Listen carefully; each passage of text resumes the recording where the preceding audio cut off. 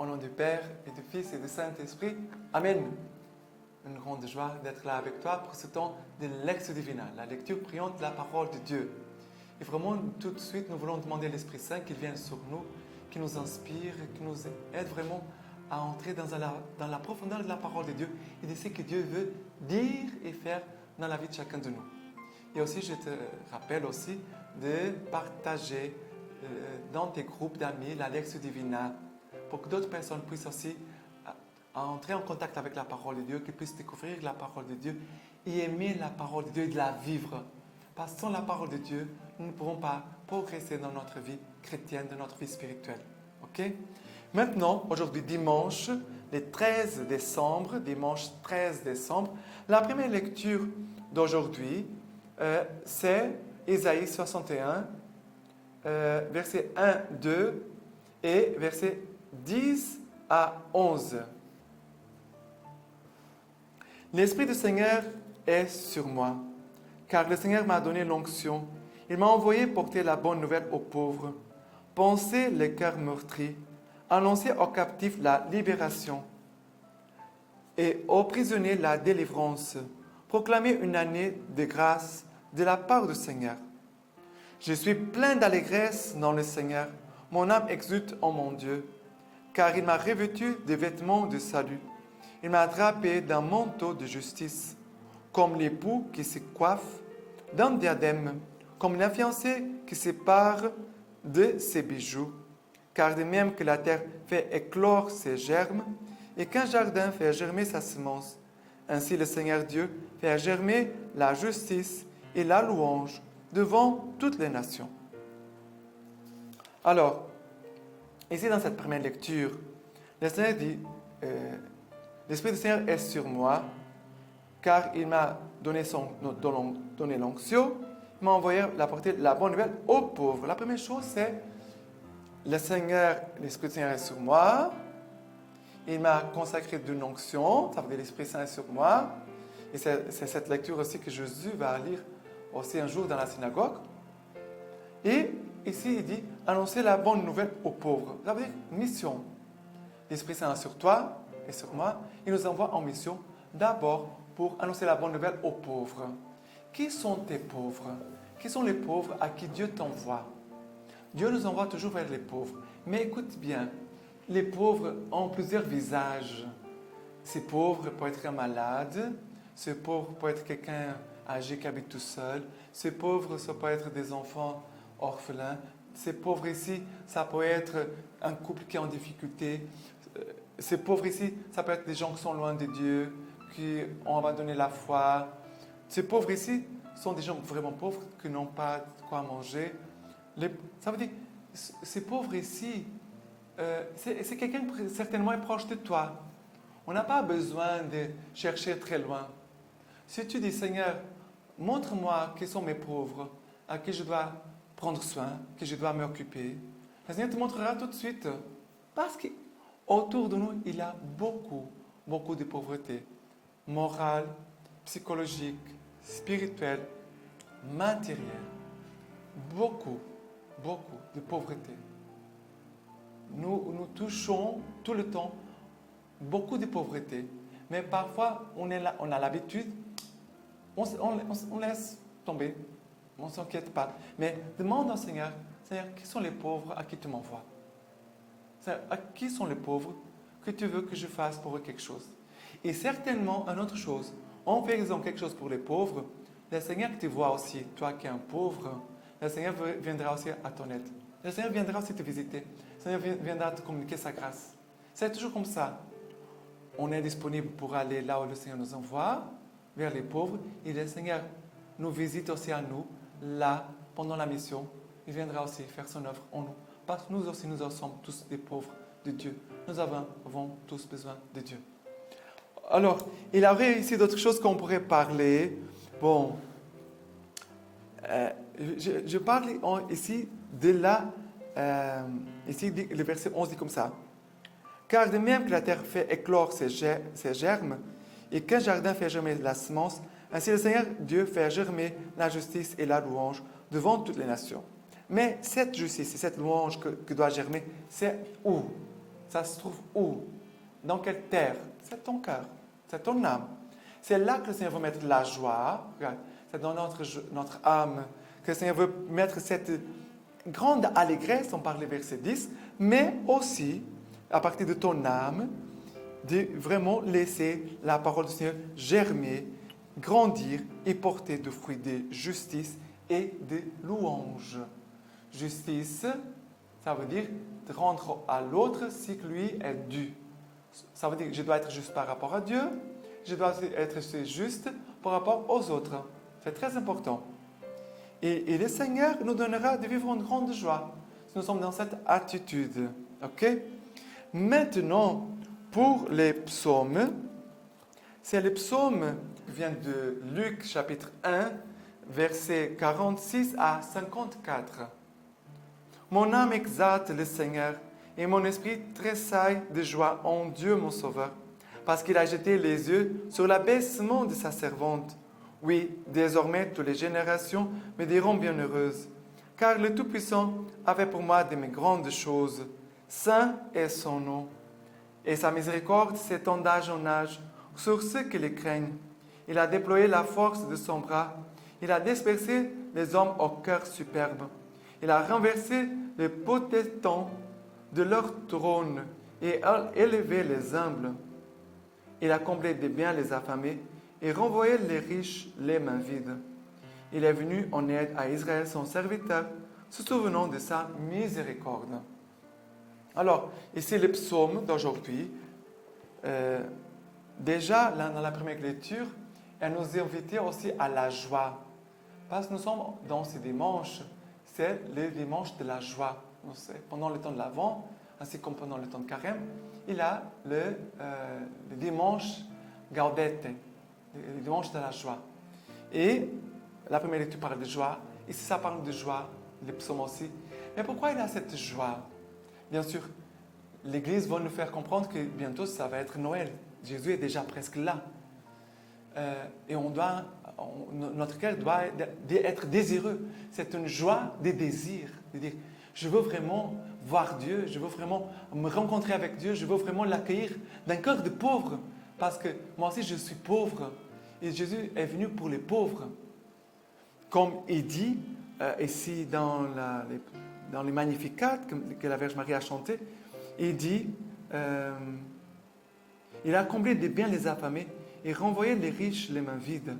Ça veut dire, le Seigneur veut combler des biens les affamés, ça veut dire les pauvres. Et le Seigneur veut vraiment nous combler de sa présence. Le pauvre, c'est celui qui a de l'espace. Les riches, quand je parle riche, ce n'est pas matériellement parlant, c'est au niveau de l'attitude du cœur. Un cœur pauvre, il a toujours la place. Il a toujours l'espace pour les autres. Un cœur riche, non, il n'a pas de la place. Et le Seigneur, ici, il veut combler les cœurs pauvres. Il veut combler. De quoi? De sa miséricorde, de son amour. Comme dit la Vierge Marie, qui chante la miséricorde et l'amour de Dieu qu'elle a choisi. Et le Seigneur aussi t'a choisi aussi à toi. On doit avoir conscience, Dieu nous a choisis aussi à chacun de nous.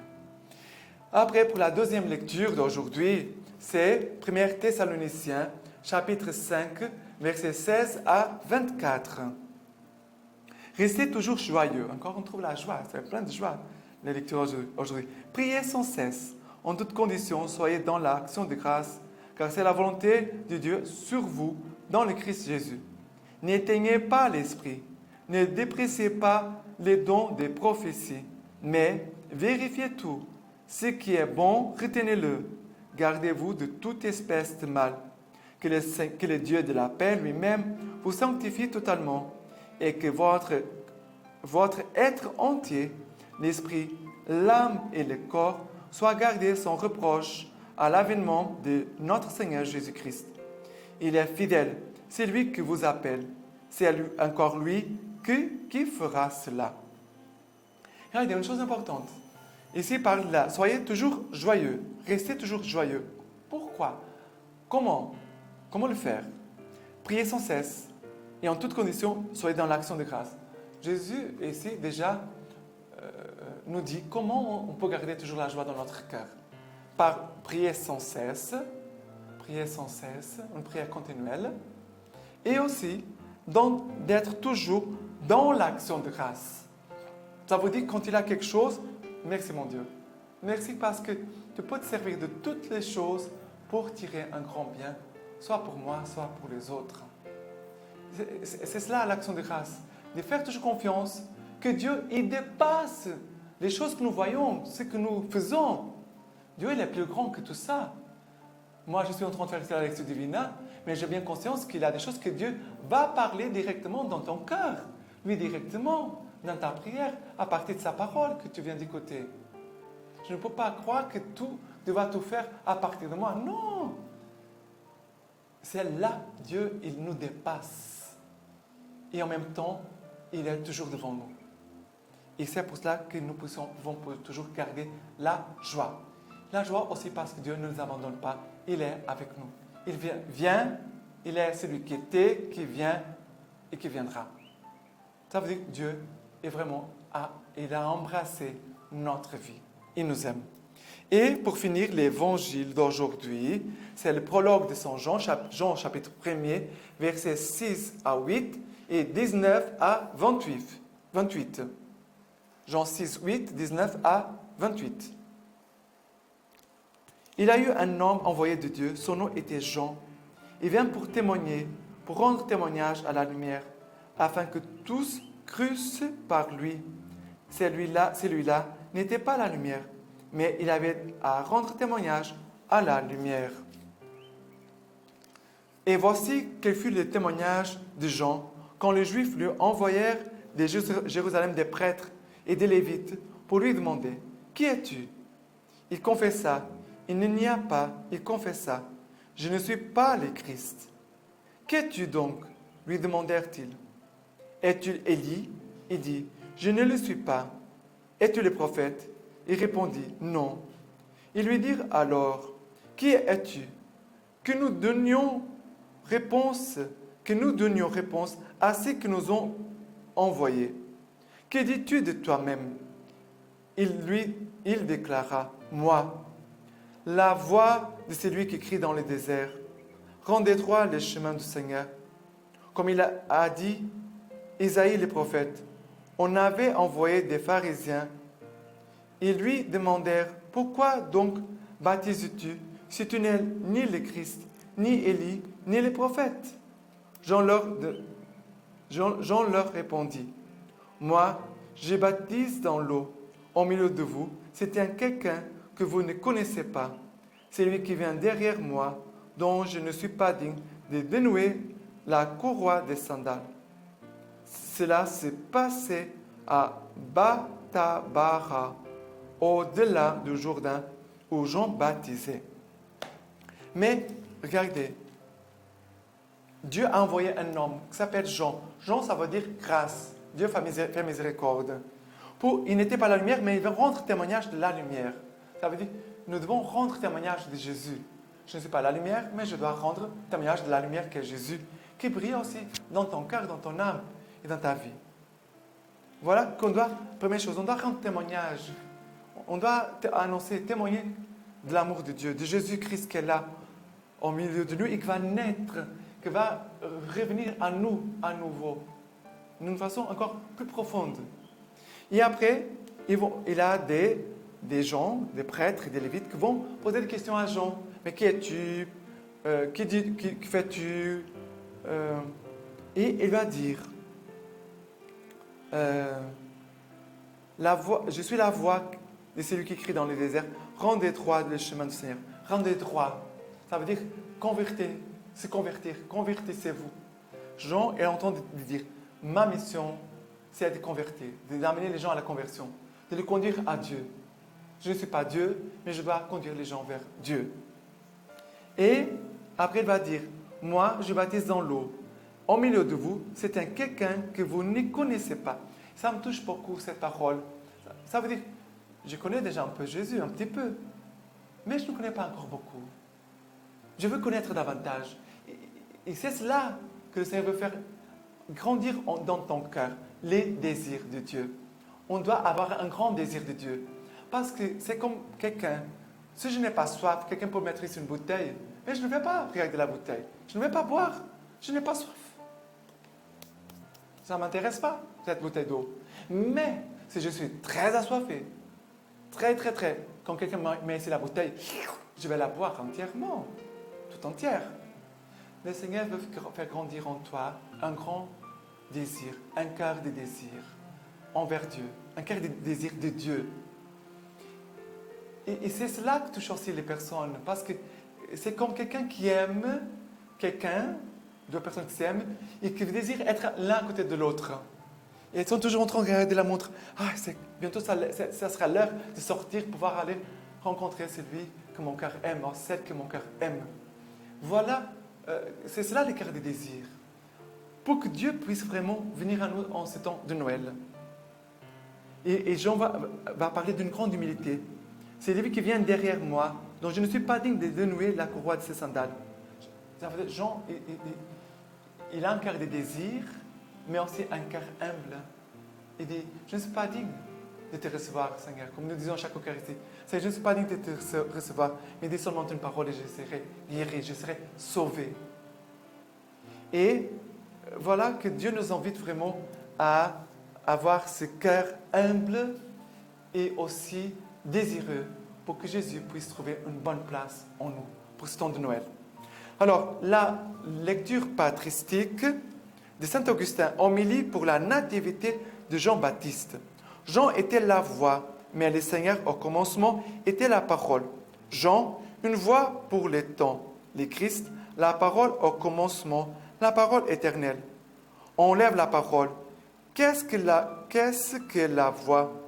Là où il n'y a rien à comprendre, c'est une sonorité vide. La voix sans la parole frappe l'oreille. Elle n'édifie pas le cœur. Lorsque la parole est passée jusqu'à toi, n'est-ce donc pas le son qui semble dire lui-même, lui, il faut qu'il grandisse et moi, que je diminue? Le son de la voix a retenti pour accomplir son service. Et il a disparu comme en disant, moi, j'ai la joie en plénitude. Retenons la parole, ne laissons pas partir la parole conçue au fond de nous. Tu veux voir comment la voix s'éloigne tandis que demeure la divinité de la parole? Où est maintenant le baptême de Jean? Il a accompli son service et il a disparu. Maintenant, le baptême du Christ se multiplie. Tous nous croyons au Christ. Nous espérons le salut dans le Christ. C'est cela que la voix faisait entendre. Très beau ici. Et maintenant, de la encyclique Fratelli Tutti de notre pape François, du verset 11, du article 11 jusqu'au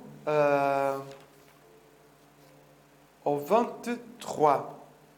Je ne vais pas tout lire, quelques parties. Mais l'histoire est en train de donner des signes de recul. Il n'est pas possible de se contenter de ce qui a été réalisé dans le passé et de s'installer pour en jouir comme si cette condition nous conduisait à ignorer que beaucoup de nos frères subissent des situations d'injustice et que nous interpellent tous. S'ouvrir au monde. Le pape invite de s'ouvrir au monde. Des puissances économiques transnationales qui appliquent le diviser pour régner. On doit s'ouvrir et non pas vivre dans cette attitude de diviser pour régner. Après, il dit, on observe la pénétration culturelle d'une sorte de déconstructionnisme. Il doit faire attention qu'aujourd'hui, on va détruire les choses. Faire attention. Il dit après, des termes comme démocratie, liberté, justice, unité, ils ont été dénaturés et déformés pour être utilisés comme des instruments de domination, comme des titres privés de contenu pouvant servir à justifier n'importe quelle action. Le pape nous dit faites attention parce qu'aujourd'hui on utilise des termes comme liberté, justice, unité, mais pas d'une bonne façon. Et après il va dire la meilleure façon de dominer et d'avancer sans restriction, c'est de semer le désespoir et de susciter une méfiance constante, même sous le prétexte de la défense de certaines valeurs. Regardez, sans un projet pour tous, qu'est-ce qu'on va tomber? Dans cette méfiance constante et, même sous un prétexte de la défense de certaines valeurs. Il dit, faire attention, on doit faire attention à ce qu'on entend autour de nous. Il dit, le droit d'exister et de penser est nié aux autres. Et pour cela, on recourt à la stratégie de les ridiculariser, de les soupçonner et de les encercler. Et après, il va dire, ainsi la société est appauvrie et réduite à s'identifier avec l'arrogance du plus fort. Voilà. Ici, c'est l'article 15. On doit faire attention. Il dit comme ça, protéger le monde, 17, protéger le monde qui nous entoure et nous contient, c'est prendre soin de nous-mêmes. Mais il nous faut constituer en nous qui habite la maison commune. Il dit, on doit constituer un nous et non pas moi. Il dit, les voix qui s'élèvent en faveur de la défense de l'environnement sont réduites au silence ou ridiculisées, tandis que déguisées en rationalité, ce qui ne représente que des intérêts particuliers. Il dit, faites attention. Après, il va parler de la marginalisation mondiale. Et il va dire comme ça, surtout celles qui sont pauvres ou avec un handicap, ces personnes-là, si elles ne servent pas encore, comme les enfants à naître ou ne servent plus, comme des personnes âgées, nous sommes devenus insensibles à toute forme de gaspillage. Nous sommes devenus insensibles à toute forme de gaspillage. Et après, il continue encore au 21. Il existe des règles économiques qui sont révélées efficaces pour la croissance, mais pas pour le développement humain intégral. La richesse a augmenté, mais avec des inégalités. Et ainsi, il se fait que de nouvelles pauvretés apparaissent. Il dit, à cause, il a beaucoup de richesses, mais de nouvelles pauvretés apparaissent. Article 22. Quand la dignité de l'homme est respectée et que ses droits sont reconnus et garantis, fleurissent aussi la créativité et l'esprit d'initiative. Et la personnalité humaine peut développer ses multiples initiatives en faveur du bien commun. Voilà. Pour que la créativité de l'esprit d'initiative puisse fleurir, puisse grandir, pour trouver le bien commun. Et maintenant, je te laisse la bénédiction du Seigneur pour toi et toute ta famille. Que Dieu Tout-Puissant vous bénisse et vous garde, le Père, le Fils et le Saint-Esprit. Amen.